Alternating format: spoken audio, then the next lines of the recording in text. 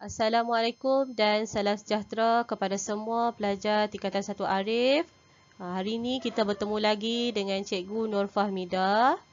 Hari ini kita akan sambung pembelajaran kita untuk topik terakhir bagi pengenalan nombor. Dan hari ini kita akan belajar nombor nisbah. Standard kandungan yang terakhir bagi bab 1. Dan minggu lepas kita dah belajar perpulahan positif dan perpulahan negatif. Hari ini kita akan fokus kepada standard kandungan 1.5 nombor nisbah. Standard pembelajaran untuk hari ini ada 3, iaitu 1.5.1 mengenal dan memerihal nombor nisbah. Kedua, 1.5.2 membuat pengajaran yang melibatkan gabungan operasi asas aritmetik bagi nombor nisbah mengikut tertib operasi. Dan ketiga, 1.5.3 menyelesaikan masalah yang melibatkan nombor nisbah. Okey, ini nota-nota penting ataupun kamu perlu ingat asas utama nombor nisbah. Okey, kat sini cikgu dah senaraikan ada 5 asas utama nombor nisbah yang kamu perlu ingat. Sampai bila-bila pun kamu kena ingat nombor nisbah ini. Okey, yang pertama nombor. Nombor ni nombor perdana macam kamu belajar dekat di sekolah rendah dulu. Sama juga di sekolah menengah kita ada nombor perdana, nombor genap, nombor ganjil dan macam-macam lagi nombor yang kamu kena hafal. Itu asas utama nombor. Okey, yang kedua, operasi asas aritmetik. Kita cuma ada 4 sahaja operasi asas aritmetik, iaitu tambah, tolak, darab dan juga bahagi. Okey, untuk operasi asas ini kamu kena hafal lah. Nanti kita akan tengok macam mana gabungan nombor operasi gabungan macam mana. Sama ada kita akan jumpa tambah dengan tolak ke, darab dengan bahagi ke, tambah dengan darab ke, tolak dengan bahagi ke. Okey, yang ketiga, pecahan. Pecahan ni kena ingat dia ada 2 sahaja. Dia ada pengangka dan juga penyebut. Untuk menyelesaikan masalah yang melibatkan pecahan, kamu kena samakan penyebut. Yang ni Cikgu Suryati dah terangkan kepada kamu. Untuk menyelesaikan masalah, penyebut mesti sama. Okey, yang keempat, perpuluhan. Perpuluhan ni dia ada perpuluhan positif dengan perpuluhan negatif. Macam mana kita nak tahu positif dengan negatif? Positif ialah nombor yang lebih besar daripada sifar. Maknanya 0, 1, 2, 3, 4, 5 dan ke atas. Manakala untuk perpuluhan negatif adalah lebih kecil daripada sifar. Maknanya 0, negatif 1, negatif 2, negatif 3 dan seterusnya. Okey, yang kelima, asas utama nombor nisbah yang perlu kamu ingat ialah macam yang cikgu dah ajar minggu lepas, kudabacatul. Okey, apa tu kudabacatul? Ku untuk kurungan, da adalah darab, ba untuk bahagi, ca adalah campur ataupun tambah, tol adalah tolak. Ini kamu kena hafal lah. Sebabnya aturan untuk selesaikan operasi gabungan. Kita akan tengok sama ada kalau tambah dengan tolak, yang mana perlu kita buat? Kalau tambah bertemu dengan darab, mana yang perlu kita dahulukan? Jadi kudabacatul ini kamu perlu hafal sampai bila-bila pun. Okey, sekarang kita akan masuk apakah itu nombor nisbah. Nombor nisbah ialah nombor yang boleh ditulis dalam bentuk pecahan.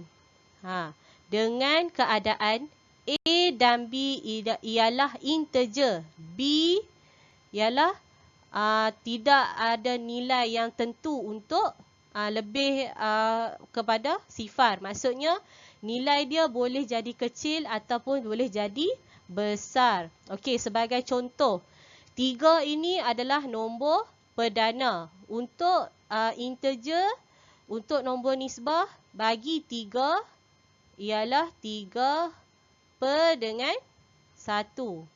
Sebab itulah dia kata nombor nisbah perlu ditulis dalam bentuk pecahan. Jadi 3 ini adalah digit dan dia adalah nombor perdana. Jadi bila dia nombor perdana, apa-apa nombor perdana dia mesti dia punya penyebut dia adalah 1. Okey, untuk contoh yang kedua. 2/5. Jadi untuk kita jadikan dia nombor nisbah, kita tak bolehlah jadi pecahan tidak wajar ini. Dia perlu jadi pecahan biasa. Dia mesti melibatkan 2 digit sahaja. Jadi macam mana kita nak buat? Kita ambil 1 darab dengan 5 tambah 2. Jadi 1 darab 5, 5 tambah dengan 2 dapat 7. 7 per dengan 5. Jadi ini adalah nombor nisbah. Okey. Untuk negatif 0.5 ni kita tengok pula. Negatif 0.5. Sana cikgu tengok. Okey. Macam mana kita nak ubahkan negatif 0.5 ni? Okey. Kita kena ubah dia dalam bentuk pecahan. Nombor nisbah tidak boleh dalam bentuk perpuluhan. Jadi kamu kena tukar dia kepada nombor pecahan. Jadi untuk 0.5 adalah pecahan dia adalah negatif 1/2. Okey. Sekarang kamu kena ingat lah. Nombor nisbah mesti dalam bentuk pecahan. Dan tidak boleh dalam bentuk perpuluhan ataupun nombor genap sahaja atau nombor ganjil sahaja atau nombor perdana sahaja. Okey. Okey, kita akan teruskan dengan bagaimana anda membuat pengiraan yang melibatkan gabungan operasi bagi nombor nisbah. Okey. Pengiraan yang melibatkan gabungan operasi. Sekarang kamu tengok apa operasi yang terlibat yang ada dalam contoh yang pertama ini. Okey, kita ada tambah dan juga darab. Okey, sekarang kita dah tahu dah kita ada tambah dan juga darab. Jadi, untuk nak memudahkan kita, okey, sekarang kita salin dulu. Contoh, negatif 0.4 tambah. Okey, kita ingat tadi ya, nombor nisbah mesti pecahan pengangka dan penyebut. Dia tak boleh ada 3 digit macam ni. Jadi, kita kena 1/2 ni. Kita kena buat macam contoh yang kita buat tadi, mula-mula tadi. Jadi, kita kena darab dan kita kena tambah. Jadi, 1 darab dengan 2, 2. Tambah dengan 1 akan dapat 3. Jadi, 3/2. Darab. Okey, kita salin je dulu. Negatif 1/8. Macam tu. Okey, jadi kita nak kena jawab terus lah. Jadi, okey, sekarang ni kita dah tahu dah operasi yang terlibat adalah tambah dan darab. Okey, kalau ikut hukum aturan yang kita tengok tadi tu, kita ada kuda bacatul. Jadi yang mula-mula adalah kuda, darab. Jadi kita kena buat darab dahulu. Jadi kita kena buat yang ni lah. Yang ni. 3/2 darab dengan negatif 1/8. Jadi kita salin je dulu 0.4 tambah. Okey, negatif negatif 3 per 2 darab dengan negatif 1/8. Okey, kita cakap tadi, kita ada melibatkan pecahan. Tapi kamu tengok, dia punya penyebut dia tak sama. Jadi, kamu kena bagi sama dulu penyebut. Jadi, 2 darab dengan 8. 3 darab dengan 8. Yang ni 1 darab dengan 2. 8 darab dengan 2. Jadi kita dapat 3 darab dengan 8 per dengan 2 darab 8 akan dapat 16.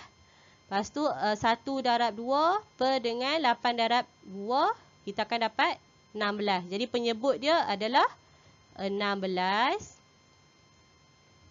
Okey, lepas tu kita siapkan atas ni. So kita akan dapat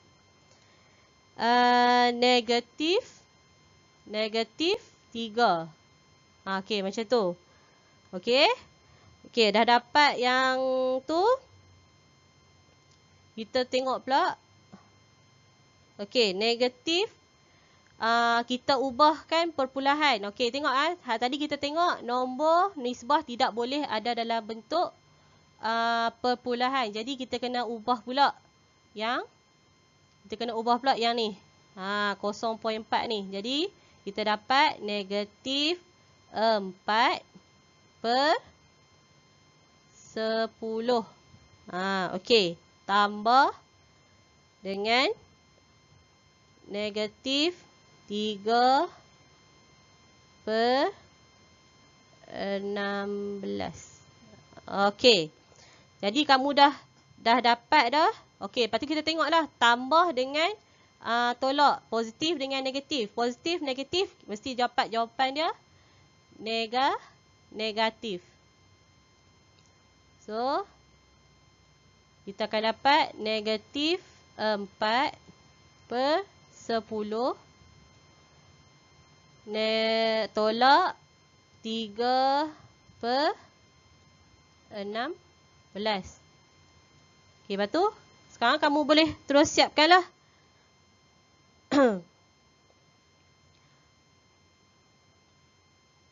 Okey, lepas tu kamu tengok dia punya penyebut dia pun masih lagi tak sama. Bila tak sama kita kena samakan dululah. Jadi kita akan dapat negatif 32 per dengan 80 tolak 15 per 80. So, penyebut dia dah sama. Kita boleh terus jawab lah. Negatif 32 tolak 15. Kita akan dapat negatif 47 per 80. Okey. Kamu tengok untuk satu soalan ni saja kamu perlu tengok dia punya nisbah. Tengok nombor nisbah. Apa perkara yang perlu kamu tahu untuk nisbah? Dia tak boleh ada perpulahan. Dia tak boleh ada pecahan yang macam ni. Lepas tu penyebut kena sama. Ni penyebut kena sama. Bila dah siap semua, barulah kamu boleh menjawab. Okey. Okey, yang seterusnya adalah bagaimana anda menyelesaikan masalah. Maksudnya kita soalan berayat macam ni. So, bila soalan berayat macam ni, kamu kena berhati-hati dan kamu kena kenal pasti apa simbol dan kata kunci yang perlu ada dalam soalan yang berayat macam ni. Jadi kita sama-sama baca. Wang simpanan Nuriah ialah RM120. Dia menderma 3/8 daripada wang simpanannya kepada mangsa banjir. Kemudian dia membeli sepasang kasut sekolah yang berharga RM25.60. Hitung baki wang yang Nuriah masih ada. Jadi maklumat yang ada dalam ni yang melibatkan simbol ni. Okey, kita dapat RM. Maklumat yang ada adalah RM 120. Lepas tu, dia derma. Derma 3/8 daripada wang simpanan kepada mangsa banjir. Jadi, dia mendermakan. Jadi, daripada ni keyword ataupun kata kunci untuk operasi darab. Jadi, darab dengan 3/8. Okey. Bila kamu dah dapat ni, okey. Kamu siapkan yang ni dulu. Jadi 120 darab 3/8 kamu akan dapat RM. RM simbol kena tulis nah, jangan tinggal. Kamu akan dapat RM45.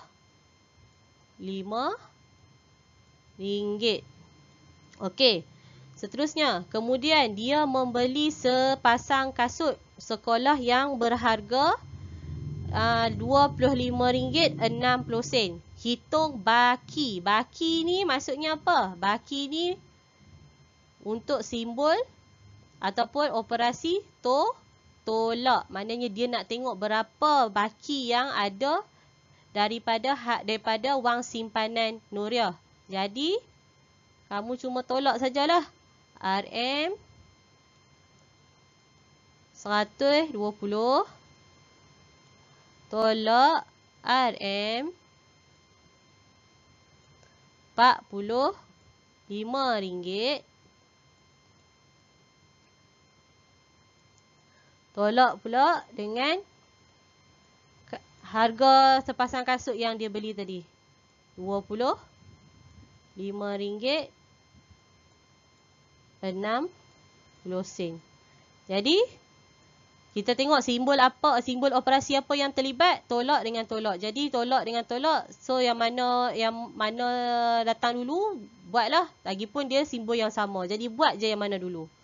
Jadi, 120 tolak RM45. Kamu tolak pula dengan RM25.60. Kamu akan dapat RM RM49.40. Jadi untuk soalan menyelesaikan masalah ni, kamu kena tahu apa operasi yang ada yang terlibat dalam ayat itu. Tengoklah kalau kata daripada macam ni maksudnya darab lah. Jadi kalau kamu jumpa bahagi ke, tambah ke, dia ada keyword-keyword yang dia gunakan. Jadi kamu kena baca tu berhati-hati dan kamu kena keluarkan maklumat tu dan kamu kena buat dalam bentuk macam ni. Supaya kamu mudah kamu nak tahu. Okey. Untuk pembelajaran hari ni kita dah tengok nombor nisbah. Okey, apa itu nombor nisbah? Nombor nisbah ialah nombor yang ditulis dalam bentuk pecahan. Jadi kita kena tahulah pecahan tu mesti ada pengangka dan juga penyebut. Lepas tu kita kena juga tahu cara kita nak buat pengiraan yang melibatkan operasi bagi nombor nisbah. Jadi macam kita tengok tadi, nombor nisbah yang kita tengok, kita buat contoh tadi tu, kamu kena tengoklah kalau nombor nisbah tu perpuluhan, kamu kena tukarkan kepada bentuk pecahan. Dia mesti ingat nombor nisbah ni dia hanya pecahan sahaja. Dia tak boleh ada perpuluhan. Okey. Lepas tu untuk soalan menyelesaikan masalah ini, dia sama macam soalan-soalan yang lain. Kamu kena baca dan kamu kena kenal pasti apa kata-kata kunci yang dia gunakan, kerana kata kunci itu akan mewakili operasi apa yang dia mahu untuk menyelesaikan masalah itu. Okey. Jadi untuk bab ni dah habis dah. Nanti kita akan sambung untuk bab yang kedua. Jadi saya akan bagi kamu latihan dalam bentuk PDF. Kamu jawab soalan tu. Dan nanti saya akan juga bagi latihan dalam bentuk online dalam Google Form. Ada link dia, kamu tekan link tu. Lepas tu kamu jawab je terus. Saya akan bagi soalan macam soalan ABC. Jadi kamu memudahkan kamulah untuk jawab soalan tu. Okey, setakat itu saja pembelajaran kita pada hari ini. Saya harap apa yang saya terangkan ni kamu faham. Kalau ada yang tak faham, boleh WhatsApp saya, boleh tanya saya terus. Nanti saya akan buat penerangan yang lain untuk kamu. Saya akan buat video ke, saya akan tolong tulis untuk kamu ke, macam mana? Okey, dalam grup WhatsApp. Okey, setakat itu saja pembelajaran untuk hari ini. Assalamualaikum dan salam sejahtera.